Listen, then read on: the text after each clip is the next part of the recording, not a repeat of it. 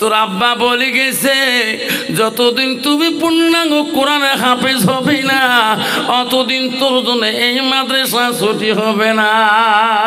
এই রমজান মাসে আমরা তারাবি পর্ব পড়াবো, খতম তারাবি।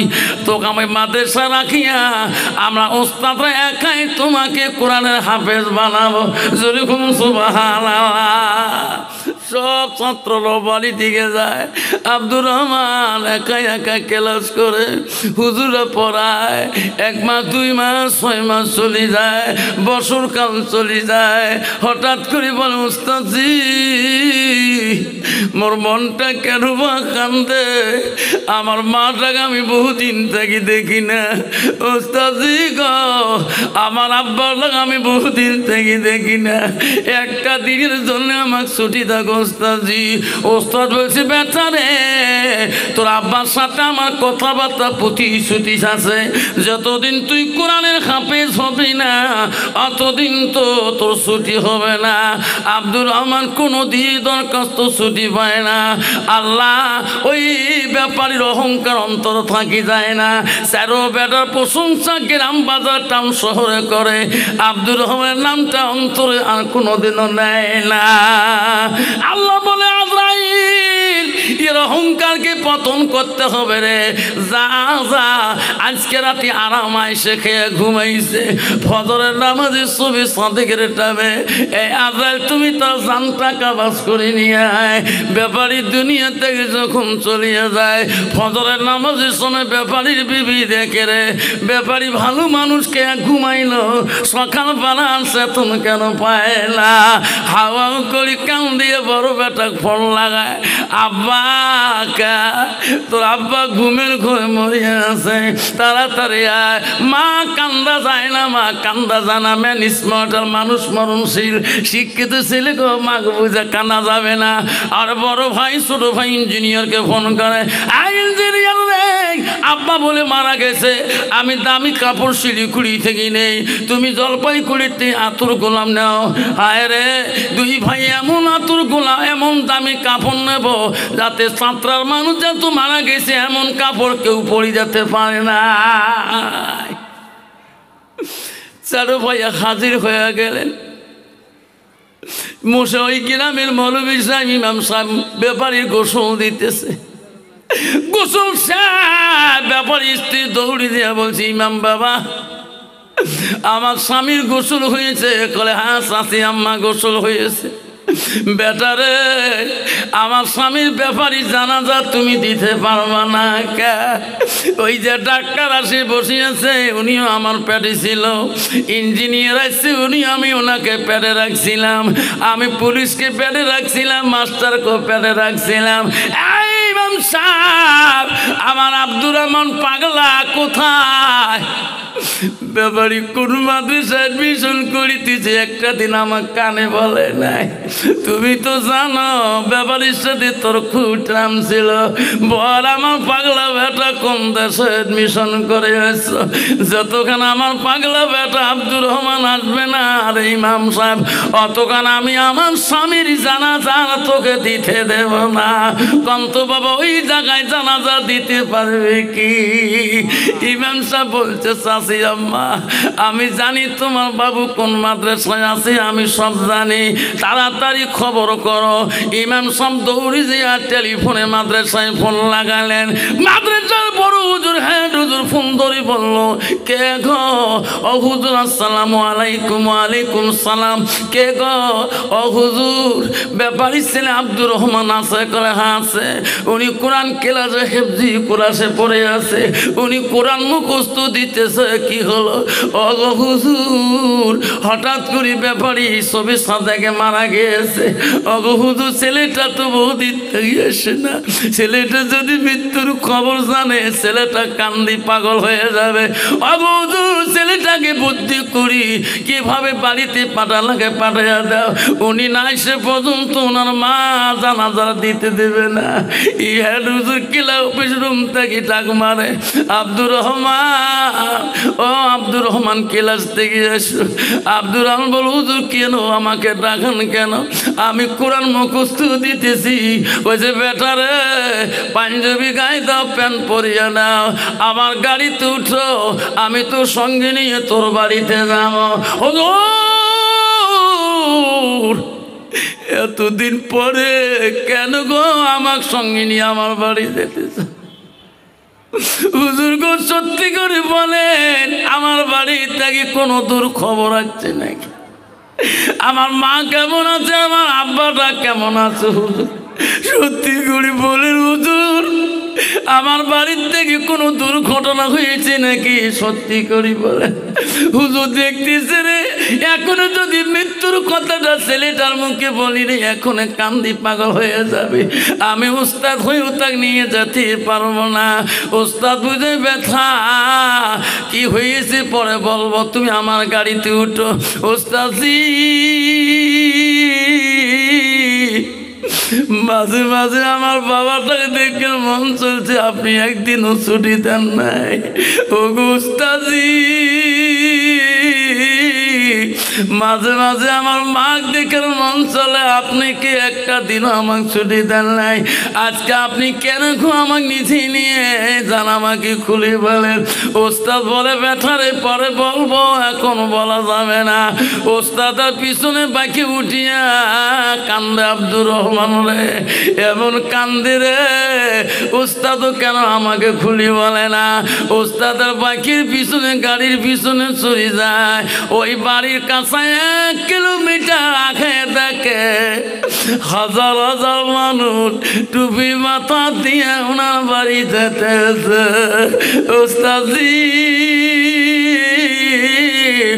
আমার বাড়িতে এত মানুষ টুপি মাথায় দিয়ে কেন যায়? তখন বলছে, বেটারে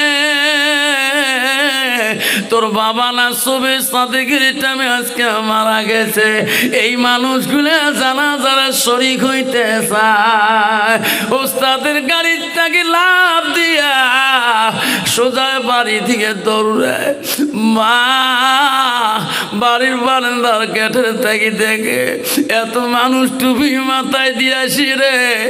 আমার আব্দুর রহমান বাবা পাগলা কেন এখনো আসে না? উনি কোন আব্বাকে মাটি দেবে না। এমন সময় দেখে রে, ওই যে মা বারান্দার মধ্যে খাড়া হয়ে আছে, দৌড়ি ওই মার পা দুইটা দড়ি পড়িয়া গেলেন। ও গো শোনা আম্মা, আমার আব্বাটা কোথায় গো? আমার শোনা আব্বাটা, মুখটা আব্বুটা কোথায়? মা কেঁদে কেঁদে বলছে, মানি এই জগতে তোর আব্বার নাই গো রে। মালিক তাকে দেখ, বাড়ির ভিতরে দেখ, মুসুরির তলে তোর আব্বুকে জনমের গোসল দিয়ে শুয়ে রাখছে রে মালিক। মার পাঁচালি দিয়ে দৌড়ি দিয়া গোসলের খাট ধরি কান্দে আব্বা।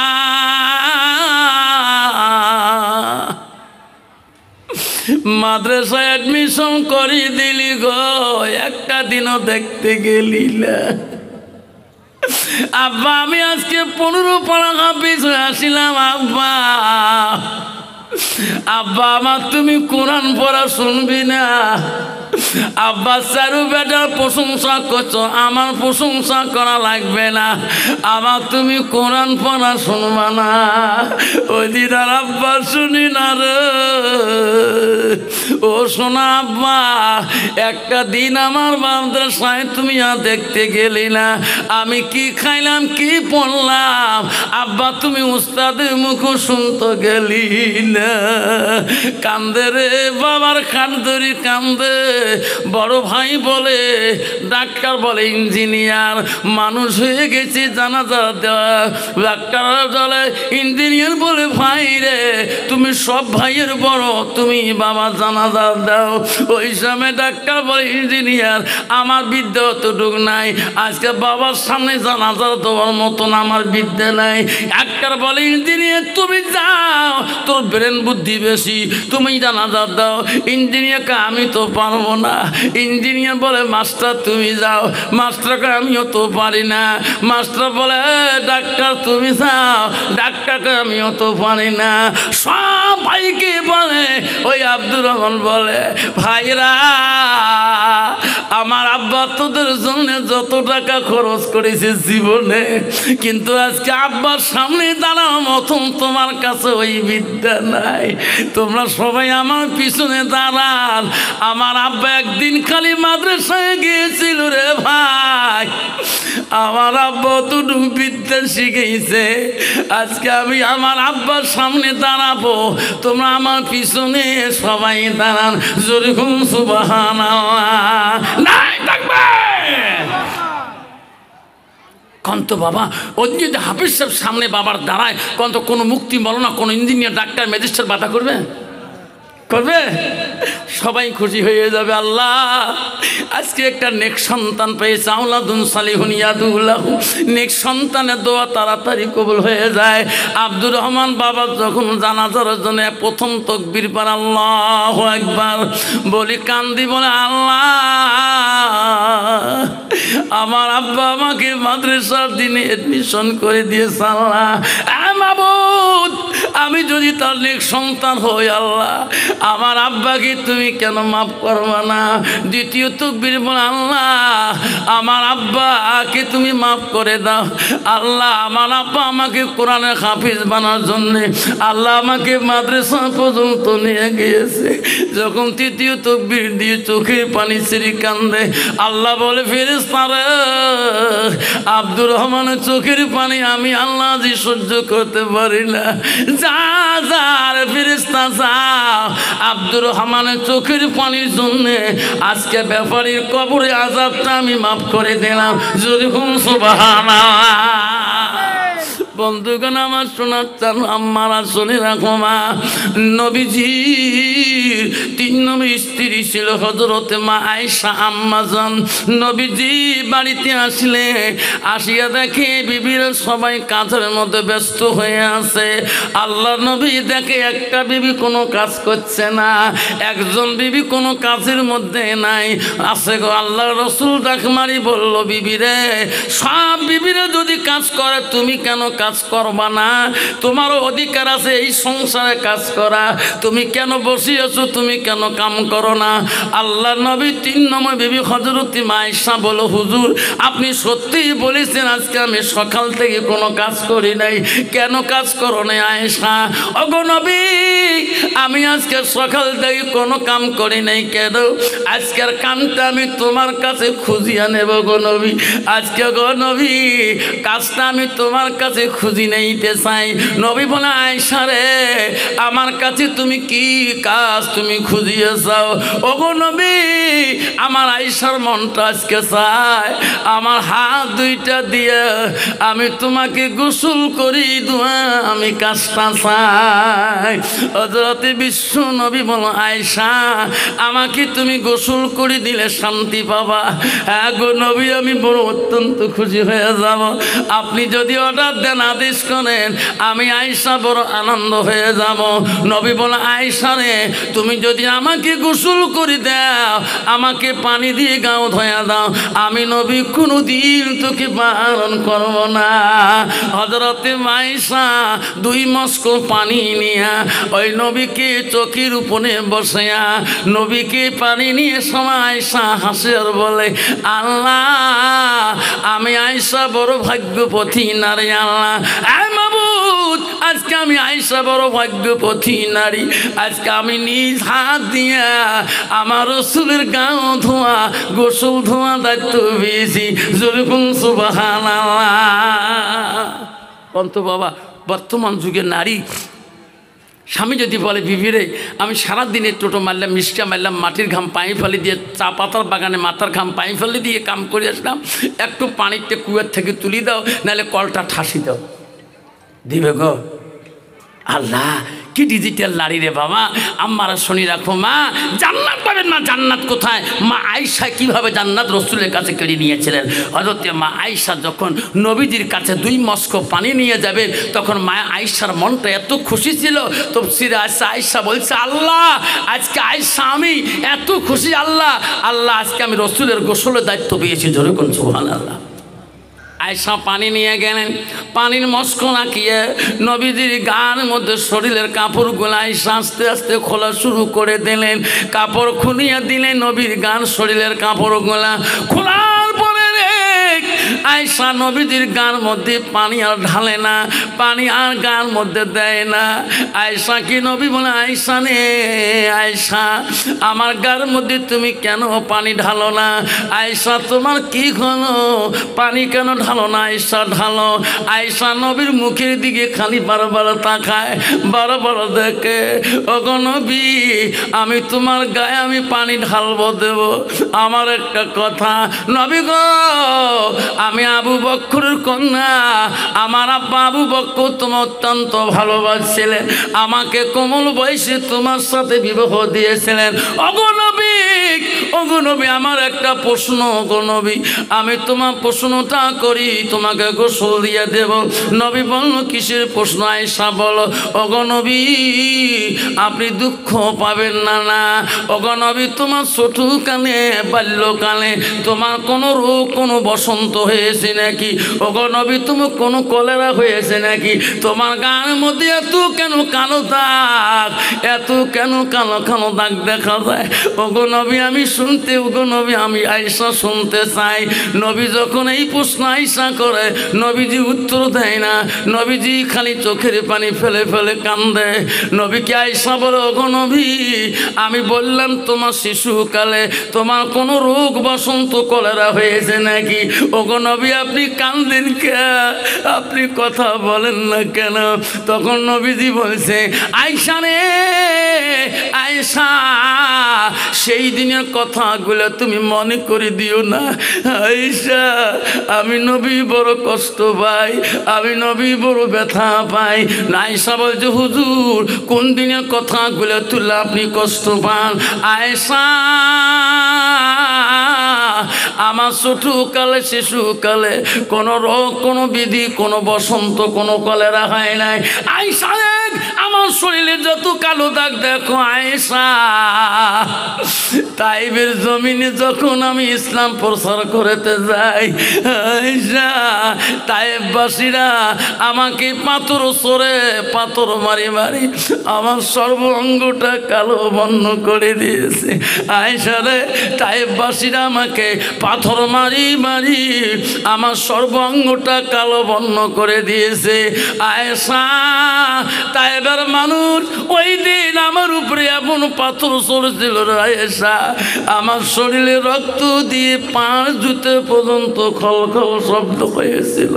আয়েশা আম্মা বলছো গো নবী কিছু দেয় নাই। আমার নবী বলছে, আয়েশা রে সঙ্গে সঙ্গে জিবরাইল আসি হাজির হয়েছিল। জিবরাইল আসি বলছো গো নবী আল্লাহ আমাকে পাঠিয়ে দিল, তাইবের জমিনের কাহিনী আল্লাহ সহ্য করতে পারে না। ওগো নবী আপনি জবান দিয়ে বলেন, আপনার জবানে যা বলবেন আমি তাইবের জমিন উলুট পলুট করে দেব গো নবী। ওগো নবী আপনি বলেন। আয়েশা সেদিন আমি বলছিলাম, ও জিবরাইল রে তাইবের মানুষ আমাকে না চিনতে পারে, তাইবের যুবকরা আমাকে না চিনতে পারে। ওরে আয়েশা ওই দিন আমি জিবরাইলকে বলছি তুমি ফিরে যাও, আমি তাইববাসীকে অভিশাপ দেব না, আমি তাইববাসীকে কষ্ট দেব না। একদিন তাদের বংশ থেকে আমাকে তো নবী করি মানবে, তাদের বংশ থেকে তারা আমাকে নবী করি মানে নেবে। ও আয়েশা রে সেই জন্য আমি তাইববাসীকে অভিশাপ দেই না। বন্ধুগণ শুনে রাখে, হযরতে মা আয়েশা কান্দি কান্দি বলছি, ওগো নবী তার প্রতিদানকে আল্লাহ কিছুই তোমাকে দিল না। নবী বলছে আয়েশা রে কিয়ামতের দিন কঠিন বিচারের সময় সেদিন সব নবীদের আদালত আল্লাহ করবে আয়েশা ওদিন আমি নবী আল্লাহ সিদরাতুল মুনতাহার মধ্যে সিজদায় পড়ব আল্লাহ বলবে ও নবী রে রহমাতুল আলামিন পৃথিবীর সব নবীদের আদালত করব বিচার করব তোমার তো বিচার করব না তুমি কেন সিজদা দাও আয়েশা রে সেদিন আমি বলবো ওগো মাওলা আমি কেন সিজদা করলাম মাবুদ আমার জন্য আমি সিজদা করি নাই তাইবের জমিনে আমি পাথরের বাড়ি কাটিলাম তার কোনো প্রতিদান তো আমার কাছে চাই নাই মাওলা আমি আজকে নবী চাই তোমার কাছে তাইবের জমিনে একটা করে পাথরের বেরি পায় আল্লাহ আমার গুনাহগার উম্মত গুলাকে জান্নাত দেবে কিনা যদি কোন সুবহানাল্লাহ বন্ধুগণ গো আল্লাহ নবী বলি যা মাতালেন সানয়ান কাতান ওয়ামালা নবী বললেন মানুষের মৃত্যুর উপরে মানুষের সৎ আমলগুলা নেক আমলগুলা কবরে গেলে বন্ধ হয়ে যায় নবী বলেন ইল্লা মিন সালাসাতিন নবী বলেন তিনটা আমল কবরবাসীর জন্য বাবারে বন্ধ থাকে না সব আমল বন্ধ থাকে তিনটা আমল বন্ধ থাকে না নবী বলেন ইল্লা মিন সালাসাতিন এক নম্বর আমল হলো দুনিয়াতে যারা নবীর বাড়িতে নিজের মান নামে নিজের বাবার নামে যদি কেউ ভাই সাদকা জারিয়া করিয়ে দিয়ে যায় দান খয়রাত করিয়ে দিয়ে যায় নবী বলে সাদাকাতুল জারিয়া আলমিহি আনতাবাহু বিহি শাইয়ান যারা ইলম শিখে অপরকে শিক্ষা দান করে আল্লাহ নবী বলে আওলাদুল সালিহুন ইয়াদুলাহু নেক সন্তান হয়ে যদি বাবা মার নামে দোয়া খায়ের করে ওই বাবা মা নামে সন্তানটা যত দান করবে খয়রাত করবে গো ওই বাবা মা তিনটা আমল কবরবাসী বন্ধ হবে না আর পৃথিবীর যত আমল আছে সব বন্ধ হয়ে যাবে বুখারীর হাদিস আব্বাজন আমার আজকে শোনার চানারা আজকে যাত্রা মোড়ের মধ্যে শোনারা আজকে আমরা ওয়াজ শুনতে হচ্ছে রে বাবা আব্বারে কার কার মা নাই বাবা নাই কার কার মা কবরের মধ্যে পড়ে আছে কার কার আব্বাটা কবরের মধ্যে পড়ে আছে আব্বা আমি একজন মুসাফির মানুষ আমি কাটিহাট থেকে আজকে মালদ্বীপ জংশন আসছিলাম এখান থেকে আসামের জমিন চলে যাব আমি মুসাফির হালতে আছি আল্লাহ নবী বলছি তিন ব্যক্তি দোয়া বিফলে যায় না এক নম্বর হলো মুসাফিরের দোয়া আব্বা আমার নবীর বাড়ি যদি আল মাদ্রাসাতুল বাইতি মাদ্রাসা যদি নবীর বাড়ি হয় আপনার ছেলেকে আলেম হবে আপনার ছেলে আলেম নাই আপনার একটা ভাস্তা আলেম হবে এখানে একটা হাফেজ হবে ওই ভাস্তিটার জন্যে আপনি একটা মার্জনে বাবার জন্যে আব্বারে শোনা সামনা কেউ উঠবেন না রে বাবা তোমার কাছে আমি জোর করি পয়সা চাবো না এমন কোনো বাবা আছে মার ভালোবাসা বাবারও ভালোবাসা আব্বারে ও শোনা সামনা আমি 20টা বাবার নাম ধরে দোয়া করতে চাই গো নগদ নগদ চাবো গো বাকি নেব না আমি 20টা বাবার নাম ধরে দোয়া করতে চাই সর্বপ্রথম একটা নাম নেব তারপরে 20টা নাম নেব আব্বারে একটা বাবা আছে